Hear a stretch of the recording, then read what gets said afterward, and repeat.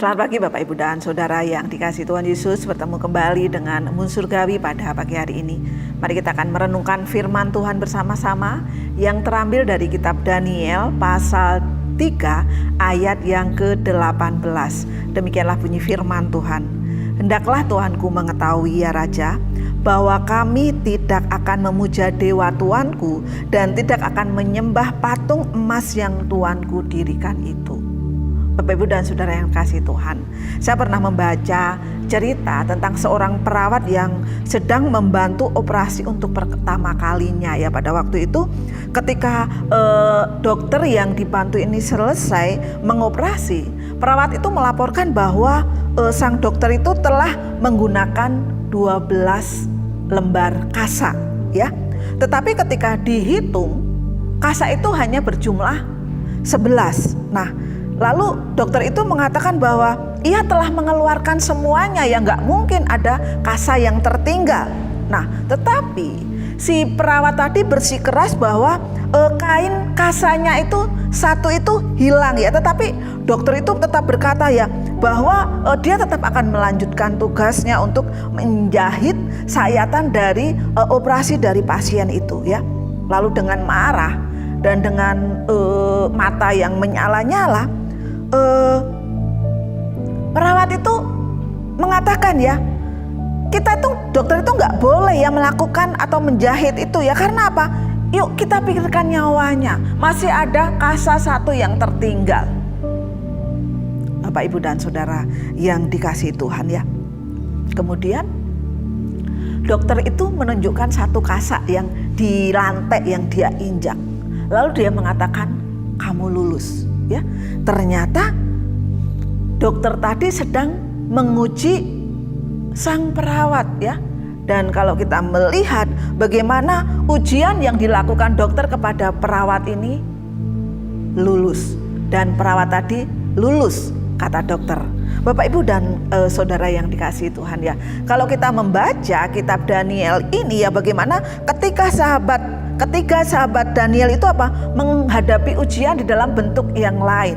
Yaitu apa? Dikatakan bahwa mereka disuruh untuk apa? Memuja dewa. Suruh apa? Menyembah patung emas yang didirikan oleh Raja Nebukadnezar pada waktu itu. Ya, dengan berbagai cara ya, dengan berbagai intrik yang dilakukan oleh orang-orang di sekitar Sadrak, Mesak dan Abednego tadi ya. Mereka ingin menjatuhkan mereka. Apakah mereka goyah ketika mereka menghadapi ujian? Apakah mereka goyah ketika mereka menghadapi tekanan? Bapak Ibu dan Saudara yang dikasihi Tuhan,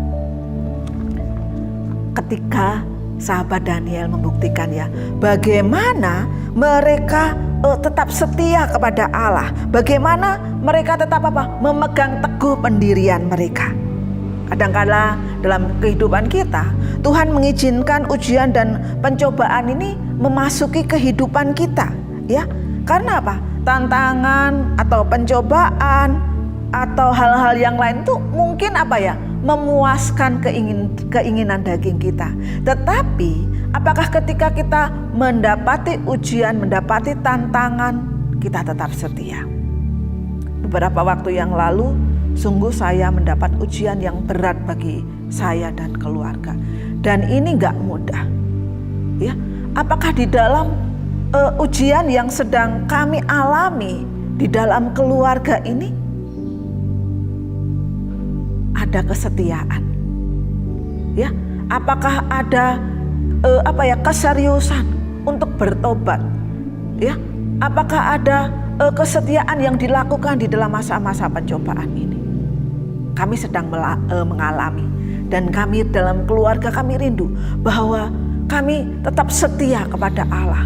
Seperti Sadrak, Mesak, Abednego, bagaimana mereka tetap setia, bagaimana mereka tetap membuktikan bahwa Allah lah yang mereka pegang teguh.